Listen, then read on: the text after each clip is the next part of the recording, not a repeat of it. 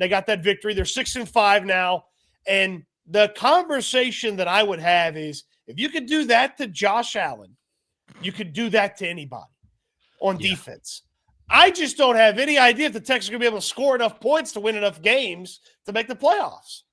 I know. That was my thing, too. It's like the whole season. I don't know if it's like – I know what the root of the problem is, and I'm sure you could agree, too. They still have problems on the offensive line that they're still kind of sorting out here. But these past couple weeks, man, they're rolling. I mean, even without CJ Stroud. Yeah, the O-line was shaky to start the year, and it was shaky all last year, and that's been a big thing that's kind of hurt CJ Stroud's confidence. Like 2023 CJ Stroud, he'd stand and deliver, take the big hit, and his big moments in 2024, it'd be, that pocket confidence that he had. Even with the shaky offensive line, the pocket confidence was there. But when it looked bad last year and when it's looked bad this year, he's been kind of he just freaks out, or he gets the happy feet going.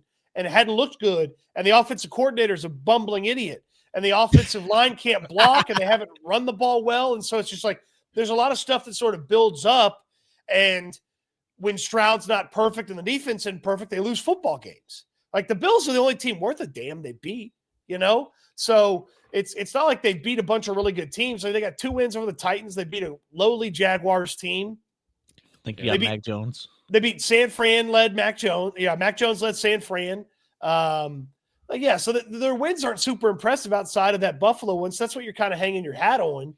But Stroud coming back out of the concussion protocol, you hope that some of the stuff that Mills did well, which was stand and deliver, force feed Nico Collins, and just operate the offense at a high level. You hope Stroud picks up some of those things and then can take his talent, his natural talent that Davis Mills doesn't possess, and sort of raise the roof of what that offense can be, and you can kind of hit where you want to go. Because this defense every week gives you a very solid floor and a very high floor to work with.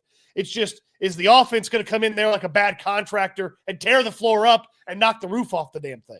Yeah, it seems like the defense have been holding strong, and it's just a matter of putting points on the board. It's just something in that locker room. They know when to turn it on, and it seems like they're entering that mode right now. So the rest of the schedule, I mean, they're still playing on that first place schedule. They got the Colts twice. They got Kansas City, Cardinals. I mean, they are what they are, but they're normally a tough out. Raiders, sure. Chargers. How do you think this thing's going to play out? Because they're creeping.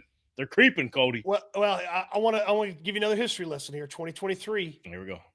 Texans are 6-5. Jacksonville Jaguars 8-3.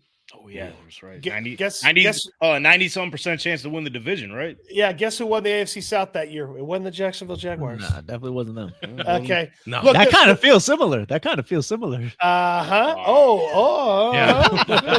Can y'all let me have my moment? God. Yeah. We wore the hat for like 4 weeks. So the Texans have 2 paths to the playoffs. And they only have 2 paths if they win this weekend. If they beat the Colts this weekend, then they've got a path to catch them in the AFC South and win the division. If they lose to the Colts, then they have to be a wild card team, and they probably, down the stretch, they probably have to go 4-1, and they probably need a little bit of luck in that 4-1.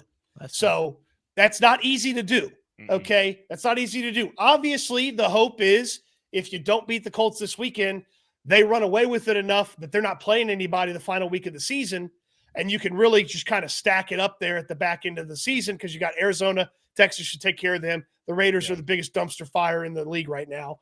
And then the Chargers, the Texans had their number last year. They'll dominate that offensive line. And then hopefully the Colts are resting everybody. So there's your 4. You lose to Kansas City, you lose to Indianapolis. You're not going to be feeling great, but if you finish with a 4-game win streak, you get a little bit of luck in the wild card, you make the playoffs, and then that defense, nobody wants to see it in the playoffs. But dream no little dreams. Beat the Colts and then have an avenue for the AFC South would be the thing that I would say for the Texans to go out there and do. And they're only going to do that if CJ comes out of the concussion protocol and starts slinging it and gets the offense going right away. Like the defense will take them pretty far. The defense sets the floor of this team. The offense is where the ceiling goes. That's how high the ceiling goes, is the offense. Well, and an underrated aspect, I've never seen this before in my entire life, and I'm sure it's happened before, but an underrated aspect, the Texans, I'm not sure they can stop tight ends. Okay.